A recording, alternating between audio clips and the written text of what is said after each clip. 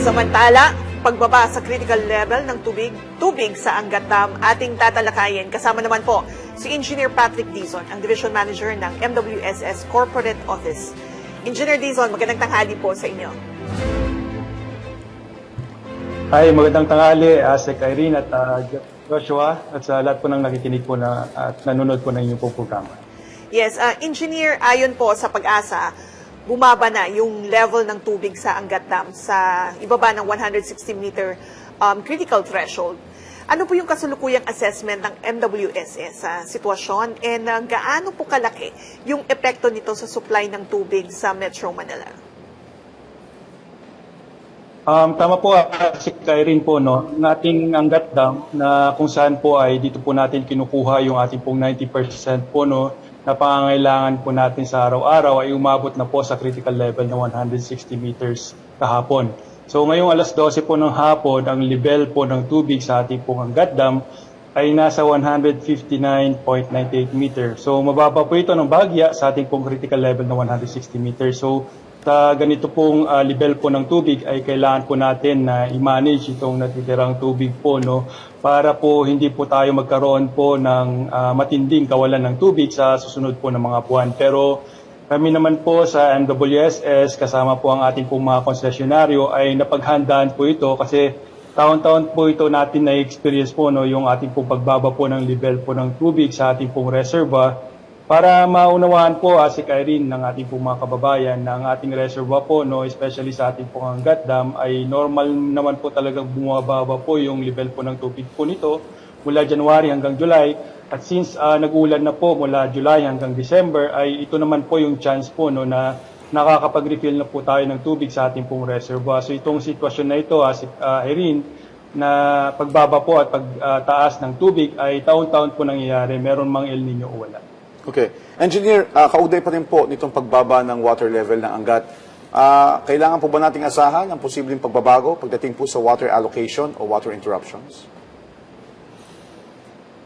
Simula pa po nitong umpisa ng taon, Sir Josh, ay noong nalaman po natin na magkakaroon po ng tinatawag na El Nino, ay kaisa na kami sa MWSS sa pagpapatupad ng conservation measures sa tubig sa ating pong Angat Dam.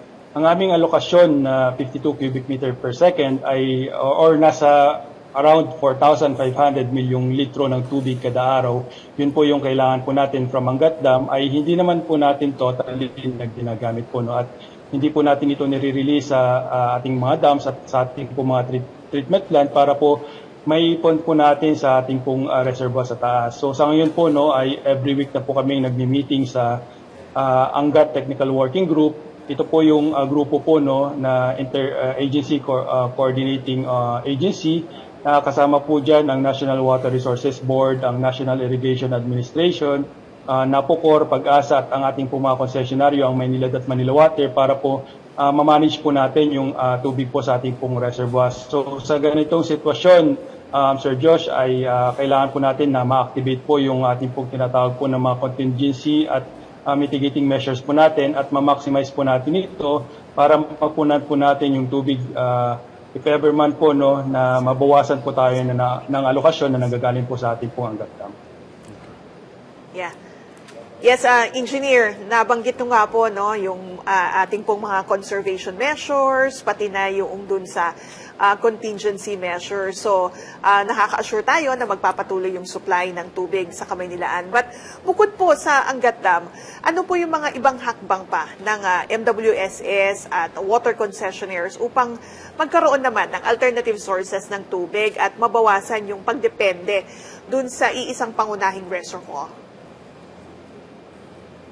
Actually, si Irene, simula pa po noong 2019 po, no, ay pinag-utos na po ng MWSS at pinapurbahan po ng MWSS Board of Trustees ang pagpapatayo po ng mga short to medium term po ng implementation po or construction po ng mga additional water sources po natin. At simula noon ay unti-unti na pong binabawasan po ang dependency po natin sa Angat Dam sa pamamagitan po, no, ng pagpapatayo po ng mga new water treatment plants sa Laguna Lake at mga modular na water treatment plant po sa mga ilog po sa Marikina at sa Cavite. So Isa din po sa inaprubahan ng MWSS Board of Trustees ang pagkuha po ng tubig sa Wawa Dam sa Rizal na ngayon po ay kaya na po makaprovide po ng 710 million liters per day. So noong 2024 ay inaugurate na po natin ito sa pamumuno po ng ating pong Pangulong Marcos Jr. So taong ito ay inasahan natin na pagtatapos po ng konstruksyon ng 6 po na mga bagong planta, 3 sa Cavite, 1 sa Pasay at 1 po sa Tipolo at isa din po sa Laguna Lake. Ito po ay located po sa East Bay sa Paquil, Laguna. So sa kabuuan po ay meron na po tayong inasahan na 452 million liters per day na dagdag na tubig. So ito po yung mga bagong planta po na ito ay magiging ready na po at pwede na po mag-operate para tuloy-tuloy po yung serbisyo po natin sa patubig sa ating pong kababayan sa ating pong Metro Manila at karating na probinsya during this LD time. Alright, Engineer, at habang hinihintay nga po ang pagdating ng mas madalas na pag-ulan, ano po ang panawagan ng MWSS sa publiko pagdating naman sa tamang paggamit at pagtitipid ng tubig? Sir Joshua, nitong June 12 po ay umapila po yung DNR po sa bawat isa po sa atin na gumagamit po ng tubig kasama po yung ating po mga business establishments at mga local officials po na makisama po sa tinatawag po natin na coordinated effort po sa pag-conserve po ng tubig. Kaisa po ang MWSS po dito sa efforts po na to para ma-conserve po natin yung ating tubig sa ating Angat Dam habang hindi pa po dumadating yung ulan. So isa sa mga practical tips at panawagan po natin sa ating po mga customers ay ang patuloy na tinatawag po natin na wais na paggamit po sa tubig. So Sir Josh, iwasan po muna natin ipagpaliban po muna natin yung mga hindi importanteng paggamit po ng tubig tulad ng paghuhugas po natin sa ating pong mga sasakyan at paglilinis po ng ating pong mga bakuran, paggamit po ng tubig. At in-encourage din po natin, Sir Josh, ang ating pong kababayan na ang pag-reuse po or gamitin po natin ulit yung mga tubig po na ginamit po natin sa panghugas po ng ating pong mga damit o kaya mga pinggan at baso at ipagbuhos po natin ito sa ating pong mga halaman. At kung meron din po tayong pag-uulan sa ating mga lugar ay ipunin po natin ito at pwede din po nating magamit po ulit ito. Pero Sir Josh, kailangan din po natin pong itong takpan po para yung mga naiipong tubig po na to ay hindi naman po pagbahayan po ng mga lamok. So itong mga practical tips na to, Sir Josh, ay nakapost naman po sa ating pong mga social media accounts at bisitahin lamang po natin ito para mag-guide po tayong lahat. Yes, Engineer, just a quick follow-up on my earlier question. Sa ngayon po, may sapat po bang supply ng tubig para sa National Capital Region? Kasi kaya rin sa pag-uusap po ng MWSS Administrator, ang National Water Resources Board Executive Director at ang ating Secretary ng DNR na si Attorney Mitch Puna ay pinag-utos po niya sa MWSS na i-ensure po at i-maximize po natin yung mga operation po ng ating mga alternative water sources po na nabanggit po kanina. At na-ensure naman po ng MWSS kasama po ang ating pong mga konsesyonaryo na may operate po natin ang ating pong mga bagong planta at para maging sapat po yung supply po natin ng tubig sa ating pong mga kababayan. Okay. Engineer, sa pangmatagalan po, long-term solution, ano pong ginagawa ng MWSS upang mapalakas ang water security ng Metro Manila lalo na po sa harap ng mas matinding epekto nitong climate change? Ang MWSS po, Sir Joshua, ay base po sa ating pong batas po sa Republic Act 6234. Ang ating mandato ay ang pag-ensure po ng sustainable at adequate na supply ng tubig sa ating pong mga customers dito sa Metro Manila at karating na probinsya. So kaysa po ang ating pong mga konsesyonaryo ay in-implement po natin yung ating pong tinatawag na 3 water security pillars. So una po dito yung ating pong re-engineering ng mga existing facilities na kung saan po ay atin pong pinapalitan yung mga lumang mga tunnels at aqueducts na ginawa po noong 1930s at 1940s.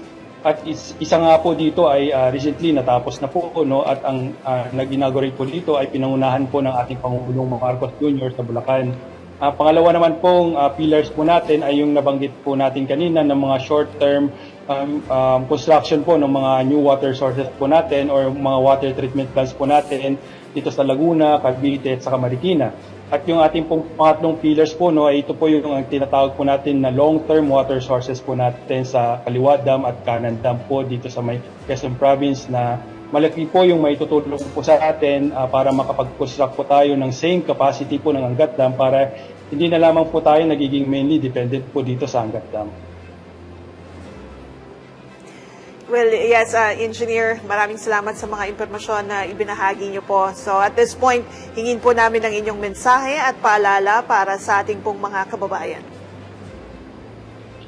Opo, maraming salamat po Sec Irene at Sir Joshua sa patuloy po na pagbibigay po sa amin sa NWSS ng pagkakataon na ma-inform po yung ating pong mga kababayan sa mga hakbangin po ng NWSS at ang ating pong mga konsesyonaryo para mapabuti po natin yung ating pong pagbibigay ng tubig sa ating pong mga kababayan, especially ngayong El Nino. So, ang epekto po ng El Nino ayon po sa Pag-asa, si Irene, ay mararamdaman po natin hanggang next year. Kaya patuloy po kami na nanawagan, gaya nga po ng panawagan po ng Department of Energy sa pagtitipid sa kuryente at sa gasolina, ay ganoon din po yung panawagan po ng NWSS na patuloy na i-practice po natin yung wise po na paggamit po ng tubig. Marami pa po tayong pwedeng maitulong si Irene para makapag-prepare po tayo sa El Nino. So, sundan lamang po ng ating po mga customers yung mga advisory po na pinupost po natin sa ating po mga social media accounts, pati po yung mga post po ng ating pong kasamahan from Department of Environment and Natural Resources, and WRB, Maynilad at Manila Water, kung paano po tayo makatulong sa pagtitipid po ng tubig. So, itong unti-unting ginagawang pagtitipid po natin, ASEC Irene, kapag bawat isa po sa atin ay gagawin po natin ito, ay malaki po yung ating po may tutulong para malagpasan po natin itong El Nino. Alright, on that note, muli maraming salamat po sa inyong oras at impormasyon. Engineer Patrick Dizon, Division Manager ng MWSS Corporate Office. Thank you, sir.